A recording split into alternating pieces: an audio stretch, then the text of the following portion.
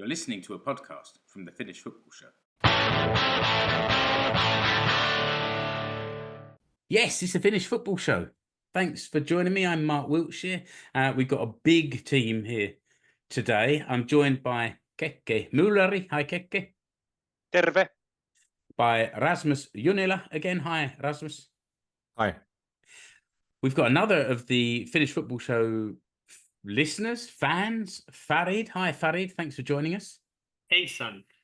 We're going to start this episode with a sad topic, which was the fire last weekend that destroyed the main stand at IF Gnistan's Mustapekka Areena.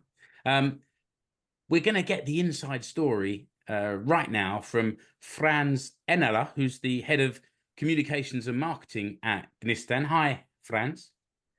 Hello. Nice to join you guys. Frans, I woke up, I think it was last Saturday morning, and I saw this. I saw the news was being shared around, and I shared it with our WhatsApp group connected to the show about the fire down there at the Mustapekka Areena. It's awful situation, and everyone in the group was gutted to hear what has happened. Just on a kind of football fan to football fan, rivalries kind of go out the window when that happens. And that's why we're all wearing yellow and blue of some description today in solidarity. But can you just tell us, give us your perspective of what actually happened last weekend? Well, yeah. Well, yeah. First of all, I was fully asleep. Of course, this happened really early on Saturday morning, and then my phone just started ringing, and I actually thought that I had left my alarm on.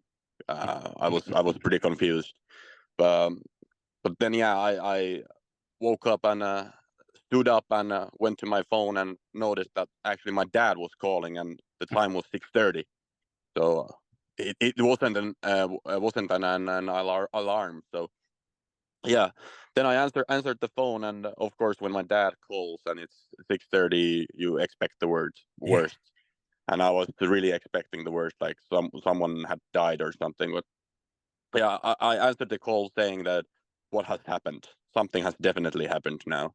And Dad just said, yeah, something has happened. Mustapekka Areena is on fire. And I actually think I denied this news like 3 times. I was just saying, no, that's not true. It's not on fire. It's definitely not true. I just were there like yesterday. I just left the building. It's definitely not on fire. But yeah, he after a while convinced me that it's actually on fire, and then I started watching all the news outlets, and yeah, Lord and behold, it actually was on fire, and I was just like stood there motionless, like I think I was in a shock. I actually didn't know what to do. But then like after a while, I got settled. Started thinking I should definitely have to do something, and decided to go there. So I took my bike and really fast I went there and saw the destruction. All the people were like in the opposite side of the stand, watching like the firemen putting out the fire, putting out the situation. But it was devastating. Like the situation was devastating. I could only see the ruins, the destruction. People were crying. They were hugging each other. Like I have to say, like the work we've put into this stadium and the main stand this year has been like extraordinary. We've been working all day, night and day, countless hours. Like all the benches there were like installed this year. The lounge area had been expanded. All the kiosks there had been built this season. The sound system was completely new. All these different things, and it was gone in an instant. You could only see destruction. So of course, like people were devastated and crying, and I didn't know what to do, and I'm the communication and marketing manager of Gnistan, and of course I need to say something. I have to communicate to the people and tell them the news, and I made a few phone calls and asked around, well, what is the procedure here? What should we do? And then finally I got some answers, and then put this article on our webpage, just telling everyone what had happened and stuff. And then afterwards we had like a crisis meeting where all the people at Gnistan attended, and we're just like figuring out what should we do here, what are the next steps, how does this affect our men's team, our women's team, our juniors, and what should we tell to the media, because media was calling me all the time. So those were the steps that we took in the meeting, and I don't know, it's just a fog still. The rest of the day, I think I just reacted to different things, like people were calling and I answered. But that was basically it from my perspective. Terrible. We're now about 5 days after. Is there any idea yet exactly what happened, what caused this? Not yet. So the police is still like investigating, and we don't want to speculate what caused this. But no, sure. I think soon we will have some news about that as well.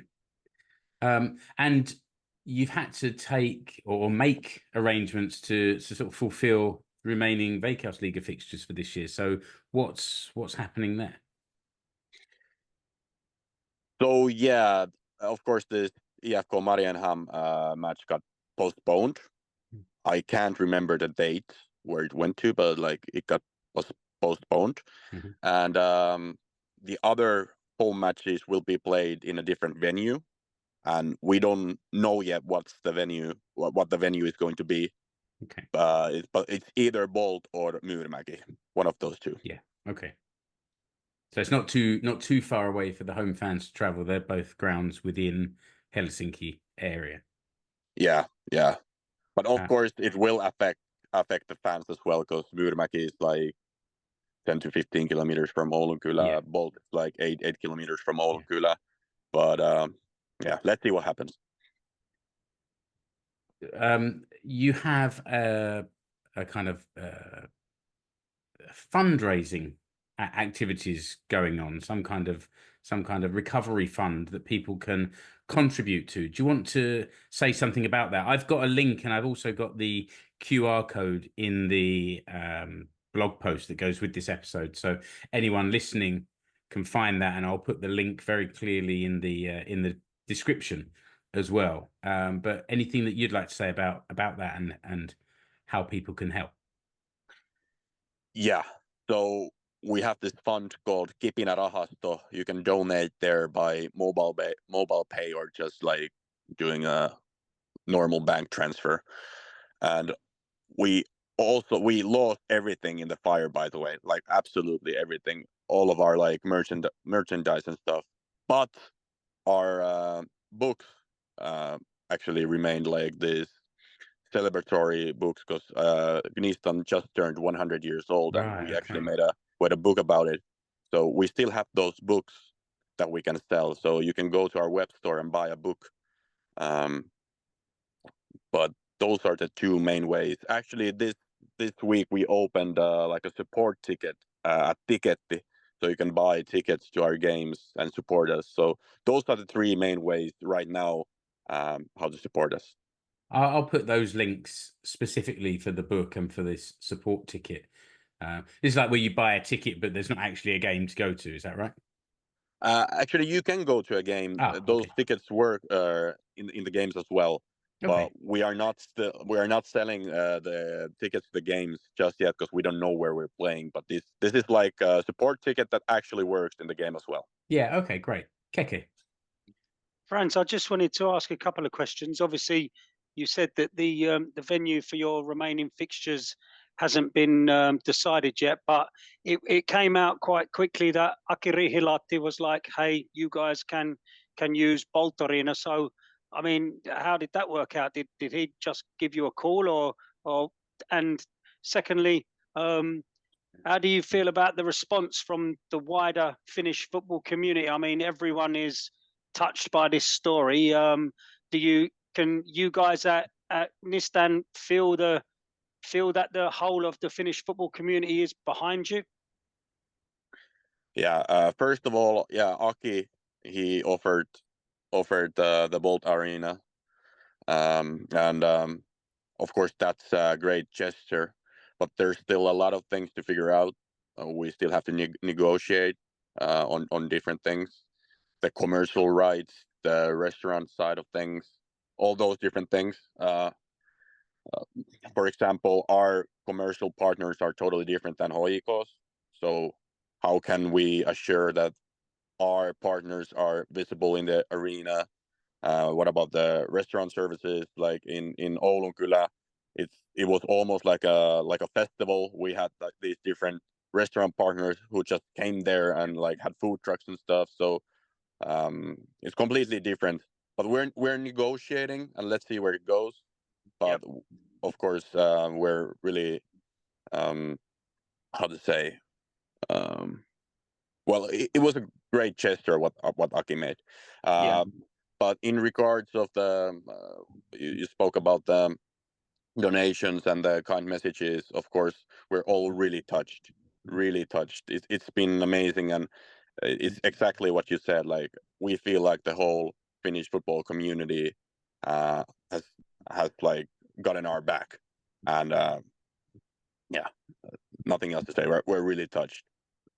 Yeah, I mean, sorry, I just wanted to say one more thing. Yeah, I saw very quickly the Hockey national team supporters group, Zenits and Veteranit, donated something like €3,000 to your fund. So that will go some way to helping you guys. And just quickly, Frans, you said, Gnistan has reached the grand old age of 100 years old this season. Obviously, terrible tragedy to happen in your anniversary year. But I mean, were there like historical photographs and stuff like that? Has that all gone up in flames as well? Yeah, everything. All the documents, all the photos, all the flags that we've gathered from our opponents, our kiosk, our merchandise, our gym, our sauna, our well, everything, basically everything. So yeah. Farid, you had a question.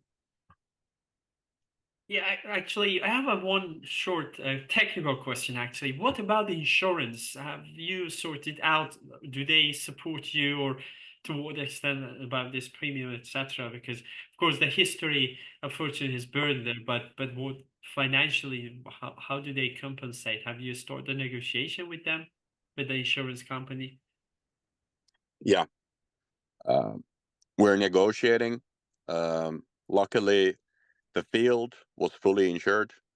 Our stadium or the main stand was fully insured, but all the stuff inside the stadium unfortunately wasn't insured. Well, some of the stuff was, but most of the stuff wasn't. So yeah, and you can imagine that in 100 years you actually collect a lot of different things and a lot of stuff. So yeah, that's all lost, unfortunately. And was this stand, because this is the main stand, was seemingly like the heartbeat of the club. Everything was in this one stand. The rest of the ground there. I haven't been to Mustapekka Areena, so I don't know what the rest of the ground is like, but the main stand was kind of the heart of it, I suppose. Yeah, definitely. All the locker rooms were there, the office, kiosk, gym, sauna, everything, and the history. All of the history was there as well. Yeah, you can't insure that, can you? Yeah, no, definitely not. Okay, I think that Frans, thanks for your time. This is a really tough time for you and the IF Gnistan family, and and the Finnish football family, the wider Finnish football family as well. So thanks for coming on here. We clearly wish you the best of luck and sort of good luck for the remainder of the season as well. You're certainly still fighting in there. Rasmus, anything you want to add to the end here? Not really, because we actually spoke with Frans on the same subject a couple of days ago. Yeah, and that was actually today published on the Veikkausliiga YouTube channel. So if anybody wants to check out us chatting in Finnish, so that's there. But nothing more to add except that what Frans has said. It's an absolute tragedy, and but the little silver lining is that the whole Finnish football community has come to the fore and tried to help Gnistan. So I think you guys will do fine, and I've already predicted that you guys will win the match on this weekend. So Hopefully. Tsemppi matsiin, Frans. Kiitos. Thank you, everyone. Thanks a lot, Frans. Thanks for joining us. Bye.